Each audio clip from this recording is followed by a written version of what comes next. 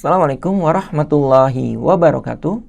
Oke, teman-teman, di kesempatan kali ini kita akan membahas materi yang berkaitan dengan pendahuluan matematika diskrit.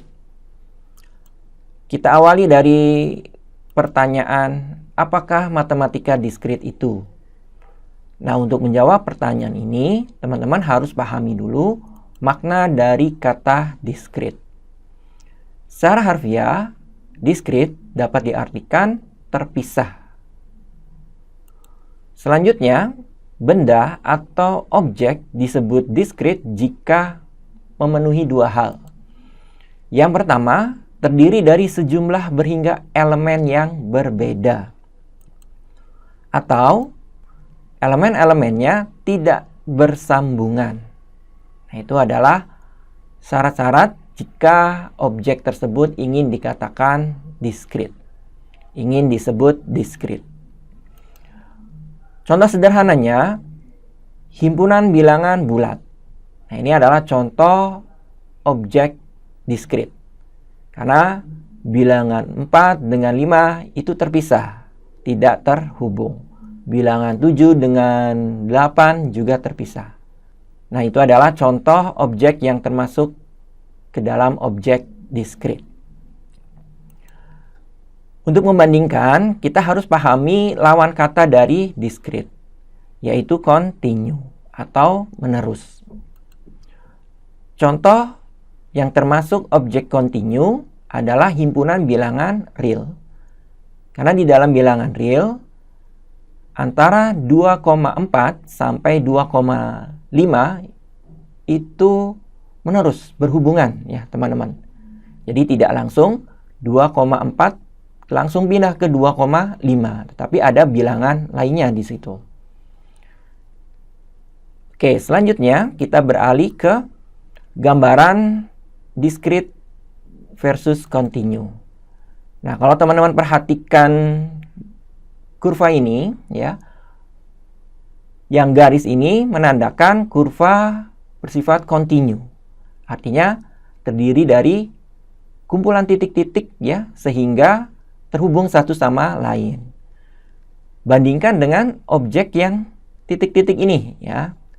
Nah, ini tanpa dihubungkan oleh suatu garis, terpisah satu titik dengan titik yang lain. Nah, itu adalah objek diskrit. Nah, sekarang sudah kita dapat menjawab pertanyaan ini. Apakah matematika diskrit itu? Matematika diskrit merupakan cabang matematika yang mengkaji objek-objek yang terpisah secara individu satu sama lain atau bersifat diskrit. Mengkaji objek-objeknya dapat berupa relasi objek, ya, kemudian struktur objek, bisa juga hubungan antar objek, dan lain sebagainya. Lawan dari matematika diskrit adalah matematika menerus, yaitu cabang matematika dengan objek yang sangat mulus atau smoothie. Termasuk di dalamnya adalah kalkulus. Kalkulus sendiri ada kalkulus diferensial dan kalkulus integral. Jadi kalau kita mempelajari berkaitan dengan diferensial dan integral, itu merupakan objek matematika menerus. Berikutnya, komputer digital ternyata bekerja secara diskrit. Hal ini terlihat dari informasi yang disimpan dan dimanipulasi oleh komputer. Itu dalam bentuk diskrit, dalam bentuk biner ya. Berikutnya, kamera digital digunakan untuk menangkap gambar analog lalu dipresentasikan dalam bentuk diskrit berupa kumpulan piksel atau grid. Setiap piksel adalah elemen diskrit dari suatu gambar. Nah, ini misalkan ada suatu gambar seperti ini, ternyata direpresentasikan dalam bentuk piksel-piksel. Nah, seperti ini ya teman-teman. Jadi gambar ini merupakan kumpulan dari piksel-piksel. Selanjutnya, berikut ini adalah materi-materi dalam matematika diskrit, di antaranya logika, kemudian teori himpunan, matriks, relasi dan fungsi, induksi matematik, algoritma, teori bilangan bulat, aljabar boolean, kombinatorial, teori peluang diskrit, teori graf, dan yang terakhir adalah kompleksitas algoritma. Begitu banyak ya materi-materi dalam matematika diskrit. Nanti tidak semuanya akan kita bahas ya. Oke, berikutnya contoh-contoh persoalan di dalam matematika diskrit.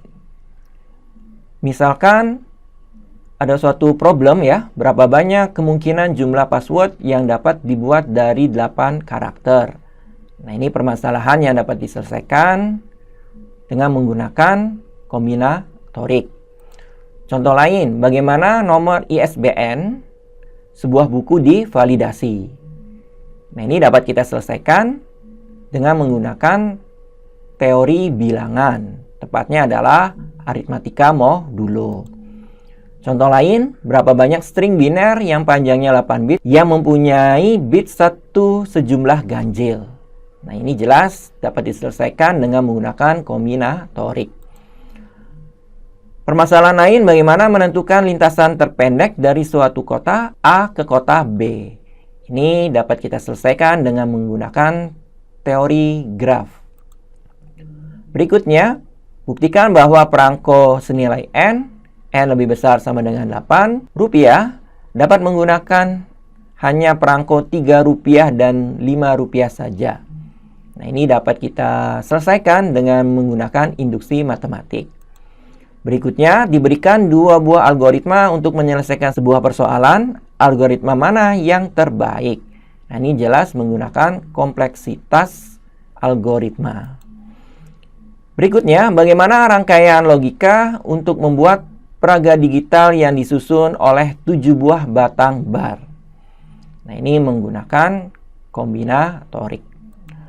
Berikutnya, dapatkah kita melalui suatu jalan di sebuah kompleks, berubah tepat hanya sekali dan kembali lagi ke tempat semula? Permasalahan ini dapat kita selesaikan dengan menggunakan teori graf.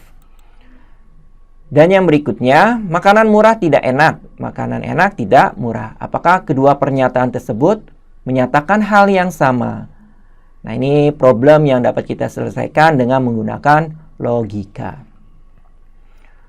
Oke ya teman-teman, ini adalah beberapa contoh persoalan di dalam matematika diskrit. Masih banyak persoalan lain yang dapat kita selesaikan dengan menggunakan matematika diskrit. Berikutnya, mengapa perlu mempelajari matematika diskrit?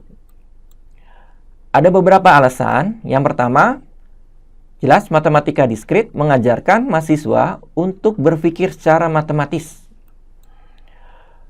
mengerti argumen matematika, ya, kemudian mampu membuat argumen matematika. Nah, contohnya seperti ini. Jumlah derajat semua simpul pada suatu graf adalah genap, yaitu 2 kali jumlah sisi pada graf tersebut.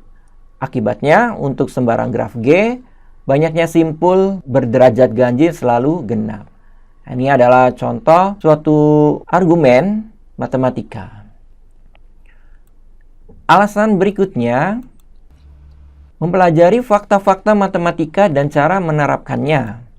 Contoh, pada abad pertama, seorang matematikawan Cina yang bernama Sun Tzu mengajukan pertanyaan sebagai berikut. Tentukan sebuah bilangan bulat yang bila dibagi dengan 5 menyisakan 3, bila dibagi 7 menyisakan 5, dan bila dibagi 11 menyisakan 7.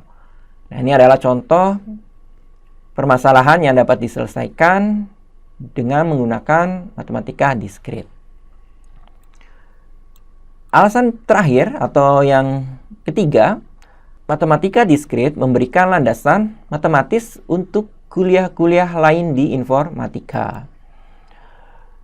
Jadi merupakan dasar dari berbagai mata kuliah lain ya di bidang informatika seperti algoritma, struktur data, basis data, otomata, dan teori bahasa formal, jaringan komputer, keamanan komputer, sistem operasi, teknik kompilasi, dan seterusnya. Oke, Nah, sekarang kita dapat menyimpulkan bahwa matematika diskrit adalah matematika yang khas informatika. Karena tadi ya, sudah disampaikan menjadi dasar dari berbagai macam mata kuliah lain di bidang informatika. Sehingga tidak berlebihan kalau kita mengatakan matematikanya orang informatika adalah matematika diskrit. Oke, ini adalah materi yang berkaitan dengan pendahuluan matematika diskrit. Mudah-mudahan mudah untuk dipahami serta bermanfaat. Terima kasih atas perhatiannya. Saya akhiri. Assalamualaikum warahmatullahi wabarakatuh.